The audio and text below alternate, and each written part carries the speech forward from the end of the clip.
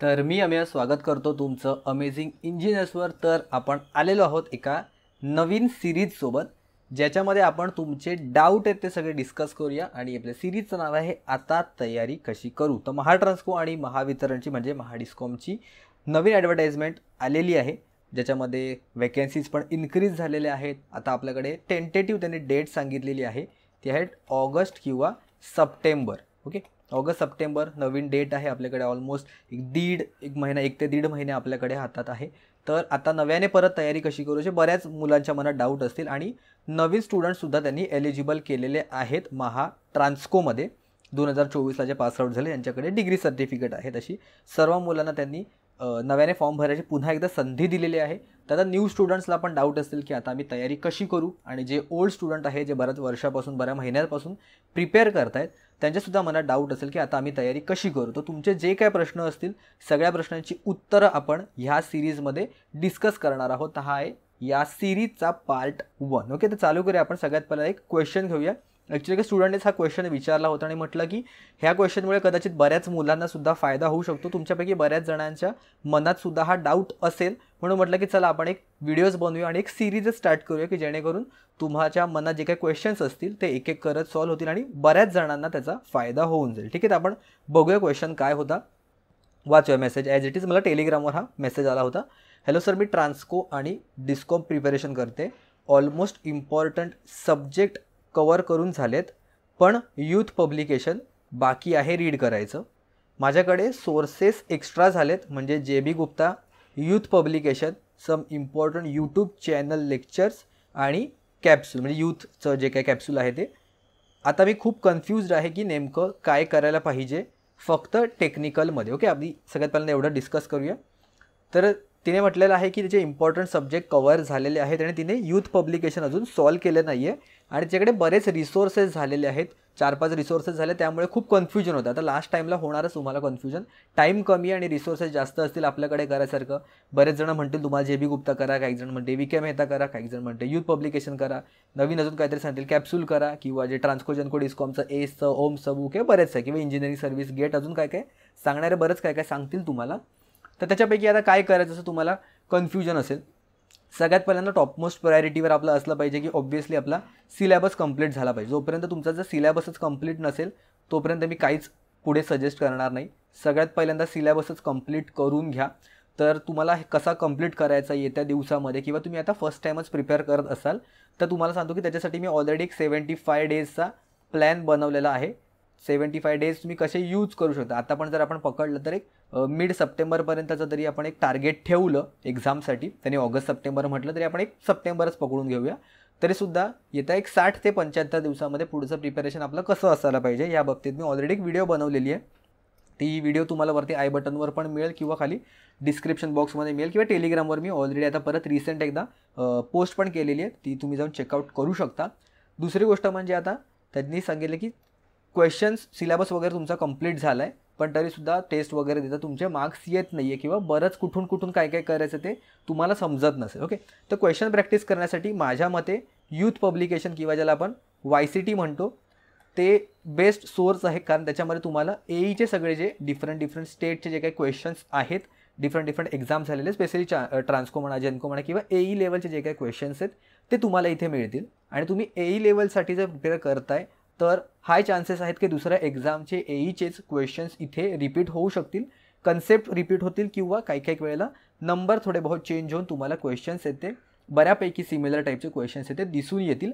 आणि यूथ म्हणजे YCTमध्ये एक चांगलं कंपायलेशन आहे, बऱ्याच नंबर ऑफ क्वेश्चन्समध्ये एक टॉपिकमध्ये जर तुम्ही बघितले 100, 200, 400 क्वेश्चनसुद्धा काही टॉपिकमध्ये त्यांनी प्रोव्हाइड केलेले आहेत। सो माझ्या मते जर तुम्ही यूथ सॉल्व केलं नसेल, तुमचा सिलेबस झाला आहे आणि तुम्हाला आता क्वेश्चन प्रॅक्टिस करायची, तर माझ्या मते यूथ एक चांगलं ऑप्शन आहे। यूथची लिंक, यूथ बुक लिंक करायची लिंक जी आहे, बुक जर तुम्हाला परचेस करायची असेल तर खाली डिस्क्रिप्शन बॉक्समध्ये तुम्हाला मिळेल, किंवा जर तुम्हाला PDF फॉर्मॅट वगैरे पण हवं असेल तर तुम्ही मला टेलिग्रामवर मेसेज करू शकता। पण जर फिजिकल बुक घेतलं तर थोडं सॉल्व करायला वगैरे बरं पडतं, त्याच्यामुळे स्टार मार्क वगैरे करणं आपल्याला इझी होतं। तर हवं असेल तर लिंक खाली डिस्क्रिप्शनमध्ये मी प्रोव्हाइड केलेली आहे। त्यानंतर यूथचं सगळ्यात पहिल्यांदा सॉल्व करा असं मला वाटतं।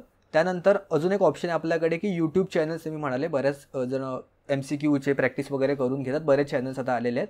तर ते सुद्धा तुम्ही बघू शकता. केव्हा, जेव्हा तुम्हाला सपोज तुम्ही ट्रॅव्हलिंग करताय, कुठेतरी तुम्हाला जायचं आहे इम्पॉर्टंट कामासाठी, ट्रॅव्हलिंगमध्ये तुम्हाला जर वेळ लागतोय बसमध्ये किंवा ट्रेनमध्ये, तर अशा वेळेला तुम्ही यूट्यूबचे जे व्हिडिओज वगैरे आहेत ते डाउनलोड करू शकता. सो हा सुद्धा सोर्स आहे, पण तो कधी वापरायचा ते सुद्धा तुम्हाला कळलं पाहिजे. हे तुम्ही ट्रॅव्हलिंगच्या वेळेला वापरू शकता किंवा ज्या ठिकाणी तुम्ही बुक कॅरी करू शकत नाही अशा वेळेला तुम्हाला जर थोडासा फ्री टाईम मिळाला आहे तर तेव्हा तुम्ही यूट्यूबचे व्हिडिओ बघू शकता. पाहिजे आधी डाउनलोड करून ठेवा, जेव्हा नेट असेल किंवा वायफाय वगैरे तुम्हाला मिळालं असेल तर त्यावेळेला तुम्ही डाउनलोड करून ठेवू शकता आणि नंतर फ्री टाईमामध्ये कधी पण बघू शकता. ओके, तर हे सगळ्यात पहिला तुमचे क्वेश्चन प्रॅक्टिससाठी हे 2 गोष्टी चांगल्या आहेत. त्यानंतर कॅप्सूल आता लगेच करायची गरज आहे का, तर कॅप्सूल ज्यांनी बघितलं असेल तर त्याच्यामध्ये मेन सगळे फॉर्म्युलाज तिथे त्यांनी प्रोव्हाइड केलेले आहेत कॅप्सूलमध्ये, म्हणजे तुम्हाला क्विक रिव्हिजन करायचं असेल तर. पण हे तेव्हाच पॉसिबल आहे, फॉर्म्युलाज वगैरे फक्त रट्टा मारून त्याचा काहीच फायदा होणार नाही आहे. तुम्हाला हे जे फॉर्म्युला आहेत ते कुठे अप्लाय करायचे आहेत हे तुम्हाला तेव्हाच कळेल जेव्हा तुम्ही नंबर ऑफ क्वेश्चन्स इथे सॉल्व केलेले असतील. करेक्ट, तेव्हाच तुम्हाला कळेल ना की हा फॉर्म्युला बाबा इतक्या वेळेला यूज झालेला, त्यामुळे हा माझा इम्पॉर्टंट फॉर्म्युला आहे की नाही आहे. तर त्यामुळे कॅप्सूल तुम्ही जेव्हा यूजचं क्वेश्चन सॉल्व कराल, सगळे हे क्वेश्चन वगैरे सॉल्व कराल आणि जेव्हा तुम्ही टेस्ट सिरीजवर वगैरे जायला लागाल तर तिथे टेस्ट सिरीज देताना जेव्हा तुमचं क्वेश्चन सॉल्व होताना तुम्ही फॉर्म्युला विसरत असाल किंवा तुम्हाला त्या मुमेंटला नाही आठवलं तर त्यावेळेला नंतर जेव्हा क्विक रिव्हिजन करायची वेळ येईल ना त्यावेळेला तुम्ही कॅप्सूल वापरा. आत्तापासून जर तुम्ही कॅप्सूल वापराल ना तर तुम्हाला फक्त फॉर्म्युला रटाल तुम्ही, पण तुम्हाला जर क्वेश्चनमध्ये ते अप्लायच करता येत नसेल तर त्याचा काहीच फायदा होणार नाही आहे. तर त्यामुळे सगळ्यात पहिल्यांदा क्वेश्चन प्रॅक्टिसवर भर द्या, त्यानंतर टेस्टवर जा आणि टेस्ट अटेम्प्ट केल्यानंतर मग तुम्ही त्याच्यापैकी रिव्हिजन करण्यासाठी तुम्ही कॅप्सूलचा इथे यूज करू शकता. आणि बुक आहे तुमच्याकडे जे JB गुप्ता असेल, विके मेहता असेल किंवा अजून कुठल्या गोष्टी असतील तर त्याच्यापैकी सध्या JB गुप्ता, विके मेहता तुम्ही साईडला ठेवू शकता. यूथवर फोकस करू शकता किंवा जे आपण म्हणतो ओम्स इन्स्टिट्यूटचं किंवा ASचं जे काय बुक आहे ट्रान्सको, जेनको आणि डिस्कॉमचं. ओके, ट्रान्सको, जेनको, डिस्कॉमचं हे मी पण स्वतः रेफर केलं होतं कारण मला तेव्हा YCTचं बुक माहिती नव्हतं ॲक्च्युली, ऑनेस्टली सांगायचं तर ट्रान्सको, जेनको, डिस्कॉमचं एक बुक आहे, त्याच्यामध्ये डिफरंट स्टेटचे क्वेश्चन त्यांनी इन्क्लूड केलेले आहे, तर त्याचा तुम्ही रेफरन्स घेऊ शकता. ते पण एक चांगलं पुस्तक आहे. या 2 पैकी कुठलंही पुस्तक घेतलं तरी चालेल. अजून परत डाऊट असेल की इंजिनिअरिंग सर्व्हिस एक्झामचे क्वेश्चन आम्ही सॉल्व करायला घेऊ का किंवा गेटचे क्वेश्चन सॉल्व करायला घेऊ का, तर गेटवर जायची गरज नाही आहे कारण खूप लेंदी कॅल्क्युलेशन असतात बऱ्याचदा, त्याच्यामध्ये कॅल्क्युलेटर प्रोव्हाइड केलेलं असतं. तर त्यामुळे न्यूमरिकल्स वगैरे तुम्हाला लेंदे मिळतील, तर गेटवर जाऊ नका. जर जायचं असेल तर इंजिनिअरिंग सर्व्हिस एक्झामवर जा, पण ते कधी जाल जेव्हा तुम्ही यूथ अख्खं कंप्लीट केलं असेल. त्याचे 2 व्हॉल्यूम आहे टोटल, व्हॉल्यूम 1, व्हॉल्यूम 2, हे दोन्ही सॉल्व केले असतील. जर तुम्ही टेस्टमध्ये देत असाल, तुम्हाला वाटत असेल की बाबा नाही मला अजून क्वेश्चनची प्रॅक्टिस हवी आहे, मला अजून क्वेश्चन पाहिजेत, त्यावेळेला तुम्ही मग इंजिनिअरिंग सर्व्हिस एक्झामवर जा. नाहीतर यूथमध्ये पण मला मते सफिशियंट तुमचं काम होईल. जर तुम्ही एक क्वेश्चन नीट ॲनालिसिस केलात तर तुम्ही तुमचं काम होऊन जाईल. ठीक आहे, त्यामुळे मल्टिपल सोर्सेस जरी असले तरी सिक्वेन्स बाय सिक्वेन्स काय काय यूज करायचं ते मी तुम्हाला इथे सांगितलं आहे. पुढे बघा त्याने काय म्हणतात त्या नॉन टेक्निकलमध्ये माझा 30 स्कोर येतो आहे, पण मी प्रयत्न करते 35 अबाव करायचा. ओके, तर नॉन टेक्निकल आपलं टोटल आहे 40 मार्काचं, राईट. 40मध्ये टेक्निकलला जर 30 मार्क येत आहेत, हा खूप चांगला स्कोर आहे आणि ते टार्गेट करतात 35 अबाव करायचा, म्हणजे खूपच भारी स्कोर आहे नॉन टेक्निकलच्या बाबतीत जर म्हणालो तर. त्यांनी फक्त विचारलं की फक्त टेक्निकलमध्ये आता लास्ट डेजमध्ये काय काय करू जेणेकरून माझं सिलेक्शन फिक्स होईल. तर म्हणून त्यांना विचारलं की बाबा तुम्हाला नॉन टेक्निकलला येतो एवढा चांगला स्कोर, तर टेक्निकलला किती स्कोर येतो.